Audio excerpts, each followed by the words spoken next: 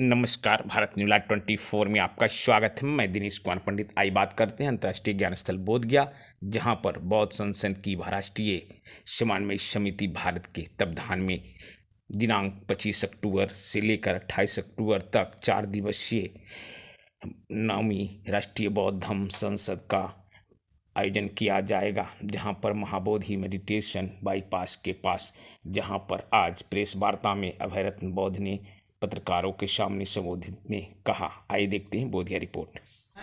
राष्ट्रीय धम्म संसद पूज्य भिक्खु डॉक्टर यू संदा मुनि महाथेरो जी की अध्यक्षता में होने जा रहा है 25 अक्टूबर से 28 अक्टूबर तक। इसमें हम पहले तो जो हमारे बौद्ध भिक्खु और देश के गणमान्य नागरिक ये कोरोना महामारी में जिनका देहांत हुआ और निर्माण हुआ, उनको हम उनके जो जीवन के लिए हम शोक संवेदना प्रकट करेंगे और विश्व शांति के लिए हमारे बौद्ध धम्म संसद का मुख्य पैगाम होगा। इसके अलावा हम बोध गया जो इंटरनेशनल पर्यटक सिटी है, यहाँ पर हम देख रहे हैं कि बौद्धों के लिए ही नहीं, के लिए भी भयंकर परेशानी का सामना देखना पड़ रहा है। यहाँ की सड़कें खराब हैं, यहाँ की गलियाँ ठीक नहीं हैं, यहाँ आने जाने के लिए जो परेशानी है, रेलवे ट्रैक जो गया से बोध गया छतरा तक जाना है वो भी विलम्ब हो रहा है। और यहाँ पर हॉस्पिटल की जो समस्या है, अंतर्राष्ट्रीय मानक के अनुसार यहाँ अस्पताल नहीं है।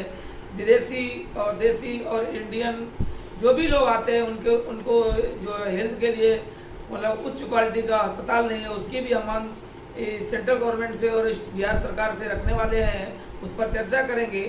और इसके अलावा जो है यहाँ पर जो ब्यूटिफिकेशन है बिल्कुल नहीं है। यहाँ पर टेढ़ी मेढ़ी रास्तों पर कहीं मोनेस्ट्री के लिए रास्ता नहीं है, कि गांव के लिए रास्ता नहीं है, कहीं कीचड़ हो रहा है, कहीं नाली जाम पड़ी है।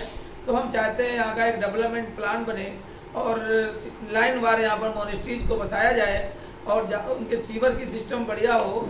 सीवर सिस्टम भी यहाँ पर चालू ढंग से नहीं हुआ है, तमाम कीचड़ गंदगी है।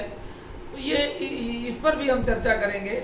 इसके अलावा भारत में जो है बुद्ध विहारा मोनेस्ट्री एक्ट नहीं है। नेशनल माइनॉरिटी कमीशन ने कहा था कि महाबोधि महाविहारा को दरगाह एक्ट और या गुरुद्वारा एक्ट की तरफ पर इसका भी एक्ट बनना चाहिए और उसको भी जो प्रॉब्लम यहाँ पर है वो विवाद खत्म होना चाहे और भारत में बुद्ध विहारा मोनेस्ट्री एक्ट हो, जिससे कि जो देसी विदेशी मोनेस्ट्री पूरे इंडिया में है, चाहे कुशीनगर में है, बुद्ध गया में है, सारनाथ में है, नागपुर में है, इनका अपना कानून हो। जैसे गुरुद्वारा एक्ट है, मुस्लिम एक्ट है, वक्फ एक्ट है, दरगाह एक्ट है, तो बुद्ध विहारा मोनेस्ट्री एक्ट भी होना चाहिए। इसके लिए भी हम इस पर चर्चा करेंगे और सेंट्रल गवर्नमेंट के सामने रखेंगे।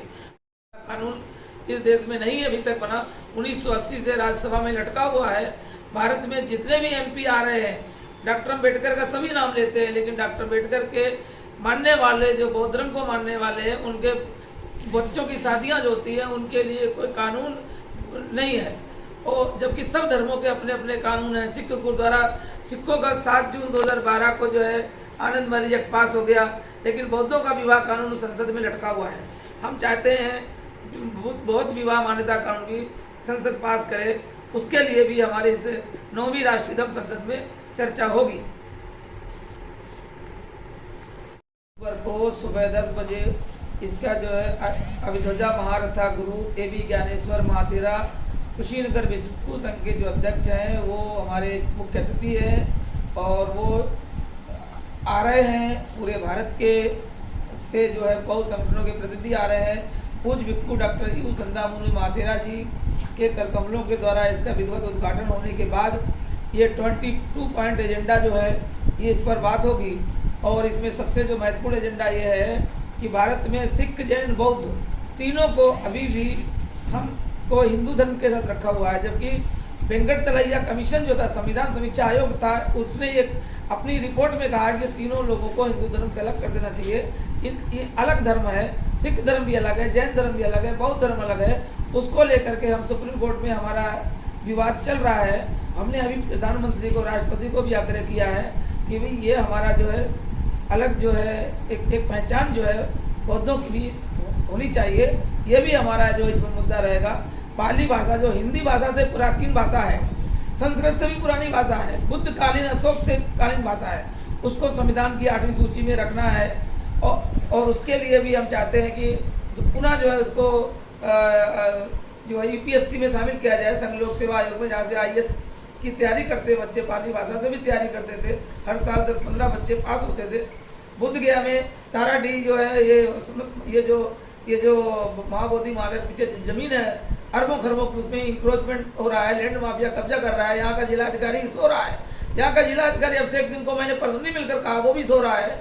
उसको कितने बार लेटर गवर्नमेंट ने, मार्टी कमीशन ने, भारत सरकार ने, बिहार सरकार के चीफ सेक्रेटरी ने डायरेक्शन दिया कि अरबों खरबों की जमीन में होटल्स मालिकों, आसपास के मकान मालिक तमाम और मुस्लिम भाई भी बीच में इंक्रोचमेंट कर रहे हैं। तो इनको चाहिए कि उस जमीन को बचाएं और वहाँ पर जो है बहुत जो उपवन की जमीन है और करोड़ों रुपया पहले भी पास हुआ और सब बेकार हो गया। आसमानी तत्वों ने तोड़फोड़ करके कब्जा अभी तक बरकरार नहीं है। तो हम चाहते हैं गवर्नमेंट उसको पोजीशन ले, उसका ब्यूटिफिकेशन करे और बहुत ही प्राइम लैंड है वो।